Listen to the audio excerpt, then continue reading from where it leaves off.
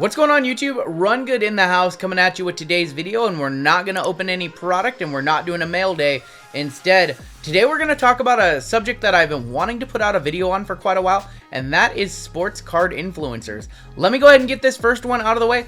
I am not a sports card influencer. I do not want to be a sports card influencer. That is not the purpose of my channel. I have no aspirations to be famous in the hobby. I don't go to card shows. I don't try to sell you anything other than if you want to hop into a group break that I believe is presented better than other group breakers who have been in the business for a long time. You know, you can hop into one of our group breaks, but other than that, I do not have any partnerships. I actively turn down 1 to 3 partnerships per week. I don't want to shill whatnot. I don't want to shill any products that I don't believe in. If I believe in a product, if I believe in a service, if it's something that we use or something that I use, I talk about it. I talk about it positively. If it's something that I don't like in the hobby, I have no trouble at all, you know, spitting on Twitter, spitting on Instagram. I have no problem tangling with people. But here on YouTube, I try to keep it as positive as possible. I try to tell you the best and the worst of the hobby in terms of products. That has always been the MO here on the channel. But in 2023, it has been my goal to branch out and do different content. The reason being is because, you know, every once in a while I do one of these videos like a mail day video or a Q&A video. And the feedback that I get is overwhelming from it. You guys really like to hear what I have to say. And that's kind of weird for me. I'm going to be honest. An influencer wouldn't tell you that. An influencer would just talk their brains out. It's kind of weird for me when people just say, hey, we want to hear what you have to say. We want to hear your knowledge, your opinion. And I will say one of the MOs here on my channel as I do these box openings and talk about the products, that has been my primary goal. Now, I'm a DGen. I do like to rip a box or two of every product that comes out for myself. But one of the bigger reasons why I started this channel was to just shed some of the knowledge and spread my knowledge. What I've known, I've been in this hobby for a long time. I'll give you a little bit of a backstory here in a second. Been in the hobby for a long time. Most of these products don't change year to year. All the new ones coming out, you can point to old products in the past and draw clear comparison lines to what to expect. I know a lot of the products coming out today are pricey, so I want to make sure that the people watching the video, maybe you get a sense of what it is before you go out and spend $300 and get $30 worth of cards back. Or you see a product that maybe, hey, you had no idea it was out, and then I show it to you, and you really like the look of it or really like the format. That has always been the MO on the channel, and I've been on YouTube. This is now entering my 4th year. I started in like November 2019. At the time, I was getting ready to leave the company that I had previously worked for in the hobby, which was Check Out My Cards. I knew my days there were numbered, and by that, I mean not fired or anything. I knew I was leaving the company voluntarily on my own. And I wanted to, have a voice in the hobby still. I still wanted to have a hobby presence, so I started doing the YouTube channel. Hit the Zion 101, the channel blew up. COVID happened. I had nothing better to do in 2020, and then the channel really started to blow up. So, actually, I saw some very interesting numbers lately that, I believe it was on the Sports Card Nonsense group on Facebook that suggested that my channel was the top 15, that was within the top 15 in subscribers and top 10 in views, which I had no idea because that's not stats that I look at. I don't really compare myself to other channels and see where everybody else is or who's out there. I don't really look other than, the guys at the top, you see their numbers and then you see yours and you're like, hey, that's pretty good for a guy who spent $0 on marketing and just kind of giving you me. I've always tried to be authentic. I've always tried to be genuine here on the channel. I do amp up my personality a little bit. That's what I think any creator does. I kind of learned that from professional wrestling. A lot of the wrestlers, it's just them amped up to 11, and that's just kind of me amped up to 11 because, the camera's off, when I'm with my family, I'm a little quiet, I'm a little more quiet, a little more reserved, but here the cameras are on, amp myself up, I spread my knowledge, I do my best to share my opinion on the hobby and so on and so forth. That is something that I want to do much more in 2023. So a little backstory on me. I got my first cards, I think, in the Christmas of 1992. I vividly remember them being 1991 Fleer Baseball, the ugly yellow border design. And it was off to the races after there. All throughout the 90s, I just wanted every single trading card I could get my hands on. As a kid in the 90s, that was usually a lot of, finding cards at garage sales, flea markets, or occasionally getting a pack or two, a $1 pack or a $2 pack of collector's choice, or something low end. I always wanted those $4 flare packs, and I never got them. And then, yeah, the love for collecting persisted well into the Pokemon craze in the late 90s. I was, one of the Pokemon kids, couldn't get enough of the TV show, couldn't get enough of the video game, couldn't get enough of the trading cards. So for a few years there, my focus shifted over to trading card games, Magic, and Pokemon. I still had my sports cards. Occasionally I'd have to sell them, when a video game came out, I'd have to sell some of my Griffies or sell some of my Jordans in order to afford a video game that I wanted. And yeah, there was a period, I would say there was a period from 2001 to 2005 or 2006, right about the time I was graduating high school and becoming a young adult, where I just kind of cards were on the back burner. I vividly remember getting back into cards in 2007, bought some Rookies and Stars football and thought the cards looked phenomenal. And then in 2008, I worked for 6 months at a card shop where I got their eBay store up and running, started to learn about the Beckett forums, and then Freedom Cardboard came along, started to dip my toes more into prospecting and really learn about Bowman in that. Around that time, Tim Lincecum was also really big. I was big into the Giants and the Milwaukee Brewers farm system. That was the Matt Laporta era. For those of you who remember one of the greatest failed prospects of all time, Matt Laporta. And then from there, a few years later, I joined checkoutmycards.com in 2012 as a subject matter expert, cataloging cards into their system. From there, I worked in their marketing for 4 years. Let me rephrase that. I was their marketing for 4 years.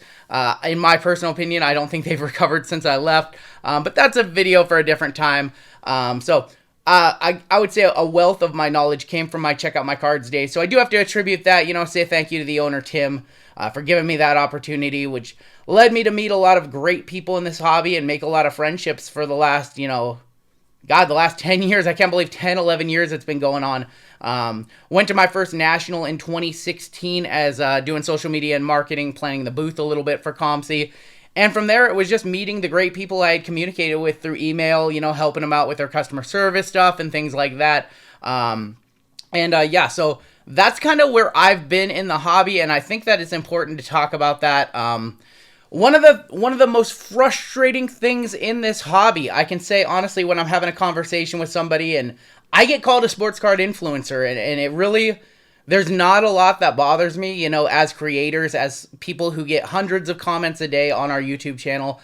You have to have some thick skin. You don't know how people's day is going. Hey, maybe somebody had a horrible day and they're just in a bad mood, and they watch your video and you say something they don't like, and or hey, I'm heavier. I know that. I know that I've struggled with weight almost all my life, and I'm working on it, and I'm down quite a few pounds this year. But hey, that's another, it's a cheap shot. It's an easy bucket. I get it. If that's what makes somebody feel better, we have to have thick skin to take that. But the one thing that I will say that frustrates me is being called a sports card influencer. Now, been in this YouTube game for 3 years now, going on 4. This is year 4. I've grown this channel, 33,000 subscribers, which is a lot, but compared to other genres like gaming and, some of the PewDiePies and Tim the Tatmans and Courage JDs of the world, 33,000 is nothing. Mr. Beast has, over 110 million? So 33K is nothing elsewhere. But I guess in the sports card world, it is pretty impressive. I did see that data that did suggest that we were that I was top 15 in the world in terms of subscribers. And that's when it really kind of dawned on me, hey, maybe you actually do have kind of a bigger platform than you've thought. And maybe people do look at you as an influencer. So I did think that it was important to, I was going to do this video at some point. I decided to move it up. There was nothing to rip today. We could have ripped Mosaic Choice Football or something, but instead, I wanted to do this video. I wanted to put it all out there because I don't think that a lot of people will. And I do think that there are a lot of people in this hobby who do want to be sports card influencers, who have seen the hobby, the explosive growth of the hobby in 2020 as a way to catapult them into whatever they want to do. And I don't think that it's sports cards with some of these folks. I think that they just use sports cards as a vehicle. Now, one of the things that I'm going to do in this video, I'm not going to call anybody out. I'm not going to say any names. But I think if you use a little critical thinking when you hear what people are saying, when you read what people are writing, you should be able to see what their MOs are and what they're trying to accomplish. A lot of it these days is trying to push whatnot, it seems like, and that's something that you're never going to hear from me unless I'm avidly joking. But there are people in this hobby, I do want to make you aware, there are people in this hobby with partnerships that are undisclosed. There are people in this hobby that are being paid from other sources to say things, and, they're not going to disclose those either. So I would say, in this hobby, there are going to be genuine people. There are going to be a lot more genuine people than there are influencers. A lot of people who are telling you their opinion just based off of what they know in the hobby, whether they've been here for 1 year, whether they've been here during the start of the pandemic, or whether they're like me and they remember a time when optic hobby boxes were $85 and not $800 like they are now. You're going to get people from all walks of the hobby, all walks of life, and then you're going to get people from all walks of the hobby, all walks of life, who just want to share what they know, who just want to create content, who have a genuine passion for doing this. And what this is it's creating content, putting out a message. This is something that I've always been incredibly passionate about. Before I had a YouTube channel, I did marketing for ComC. I got to flex my creative muscles, got to make Instagram posts, got to make marketing materials. I've always had that creative side. I've never been a graphic designer. I dabbled in video all throughout my life. When we were young in high school, we all wanted to do stupid Jackass CKY style videos, shopping cart videos, pushing each other in shopping carts, jumping off of stuff, just stupid prank videos. From there, started recording bands, in the Seattle area. Got to go on tour with a couple of my favorite bands and record some of their stuff. So video has always kind of been in my wheelhouse. And there was a point where I was sick of it. I took a very, very long break from doing video. I would say from 2012 all the way up to when I started the YouTube channel, I didn't do much video. And then the YouTube came back, I started opening my rips. All that love and passion for video came back, and video editing and getting to do all of it myself, because I don't have an editor. There are some channels here that pay editors. Not me, not Hitman, not Shy City Pools. Most of the creators here you see who are creating content actually do edit their own stuff. But there are also going to be people in this hobby who have seen an opportunity to use this hobby in order to grow their own platform, to grow their own whatever they want to do. Maybe they're just using this as a launch pad to get to the next stage. And I don't know what that stage is for them. But there are people who genuinely enjoy the fame, who genuinely enjoy the popularity, and who genuinely enjoy having that pool with people, having that influence, being able to tell people, hey, you should download this app, or hey, this player is very, very hot. You should buy this player. And when you hear things like that, you really have to think about what their MO is and what they're trying to accomplish. I'll give you an example. When I tell you that one of my favorite products to purchase in this hobby are Pro Mold magnetics, because they have a little inner sleeve and they're much, much better than the standard one touches, in my opinion. What am I trying to accomplish here? I don't have a partnership with Pro Mold.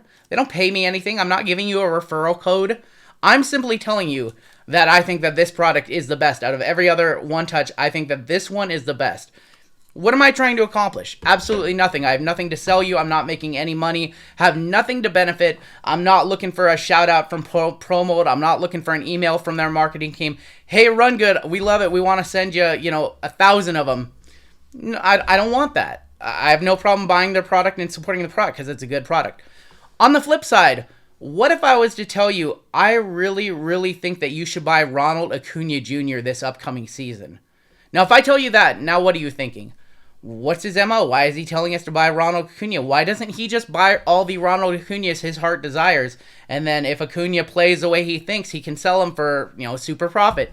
You have to think, maybe I have a ton of Ronald Acunas on the market already. Maybe I have an eBay account not in Run Good Life's name, or an eBay account, or maybe I'm selling them somewhere else on a consignment marketplace.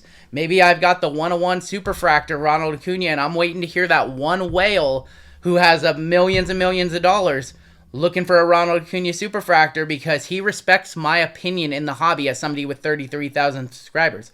Full disclosure, I own some Ronald Acuna cards. I don't think I have a single one for sale. If so, it would be on my ComC, Run Good Life on ComC. Other than that, I don't have any up in my eBay. I'm not trying to sell you anything. I'm just trying to prove a point that when somebody says something to you in this hobby, you have to think about it a little bit critically and decide what they're trying to accomplish. And that's kind of the message that I want to get out there today. More importantly, I just wanted to get out that message, what my intent is with this channel, what my purpose is, what I love doing. I don't know where this channel goes in the future. I'll just be straight up. I don't know where we go in the future. Right now, I group break 2 times a week. I love doing that. Found a true passion for it throughout the pandemic.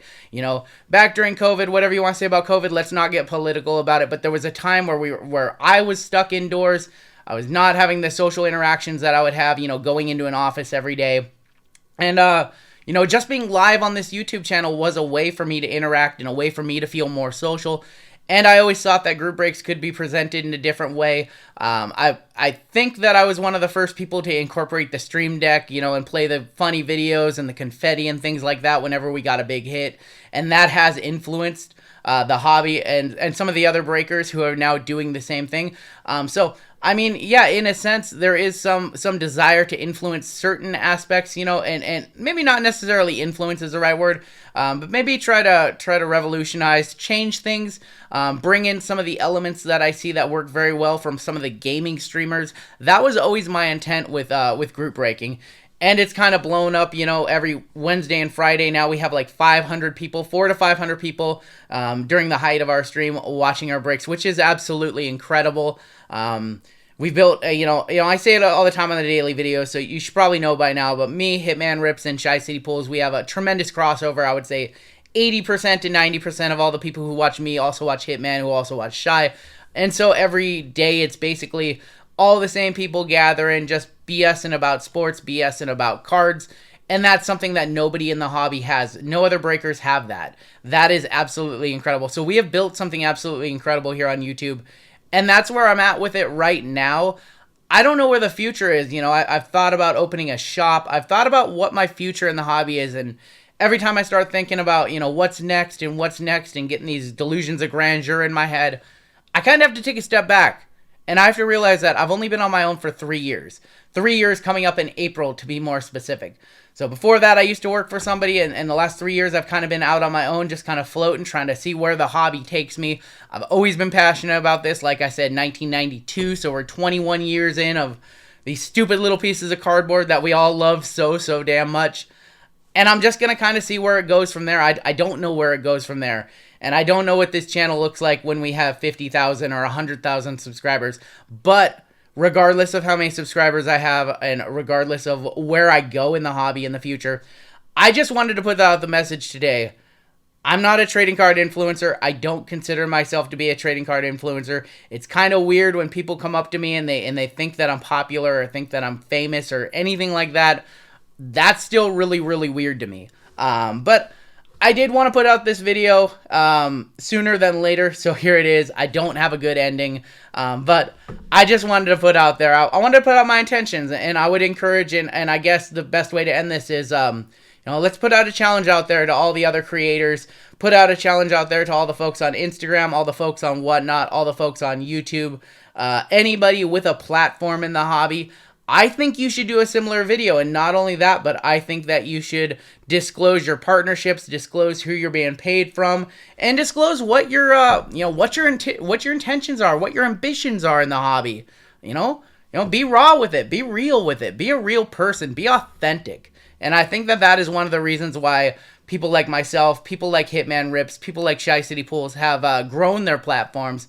It's because we've always been real with you guys, and that's what I want to do. I always want to be real with you guys. I always want to just spread knowledge, and that's why I started the channel, to spread knowledge and spread what I know in the hobby for all the new folks coming in. And I've always just wanted to be real with you, and so that's what this video was today. That's going to do it for me. We'll get back to the normal ripping content, probably rip something on Thursday or Friday. That's going to do it for me. Take care, stay safe, and we'll catch you next time on Down the Road.